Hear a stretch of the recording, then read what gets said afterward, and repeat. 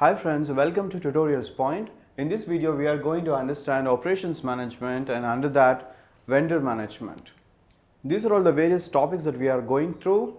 One is the purpose of having this particular function, and then supplier introduction and then selection, supplier identification, component introduction, performance, and also the escalation management whenever we are having some kind of disruption. So purpose, we all know that in any value addition process, the input plays a very important role, and when we talk about input, the quality of the input material or the service going to play a crucial role, because at the end of the day, we have to do a value addition on the input material or input service that we have done.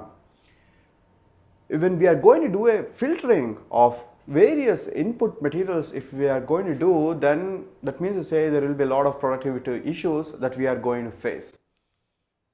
Supplier identification can be done through a market survey, and then we can have an initial visit, we can do a system audit at that particular supplier, and then also we can do a process audit.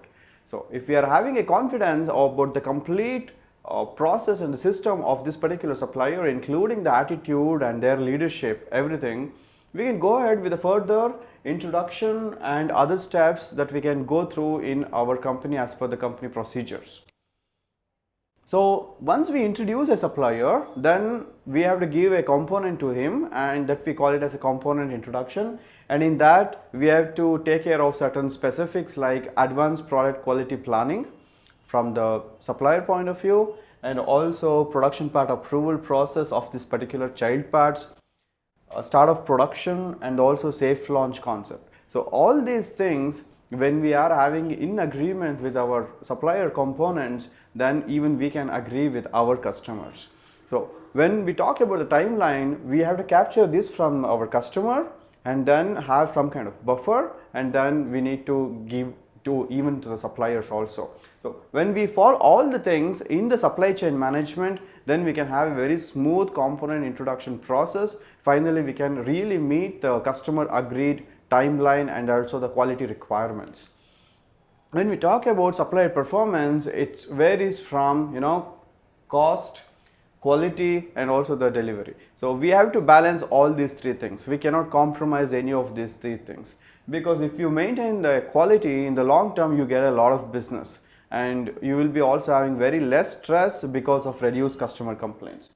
When we talk about the delivery, like how effective and how efficient, how quicker you are going to do, your customer will be of course happy and is going to give you a lot of many projects over a period of time.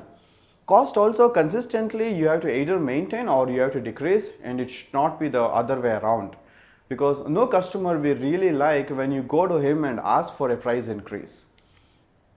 Then escalation management, everything, even it is going to be done as per the planning with a systematic approach, everything. Sometimes some disruptions are going to happen because of various changes. Some of the changes can come from an external source, some of the changes can come from an internal source itself. So when some of the changes can be purely from certain specific supplier management issues. So we have to understand all these things and take proper corrective actions based on that. So it can be a price increase which our supplier is asking. We need to understand why exactly he is asking like that.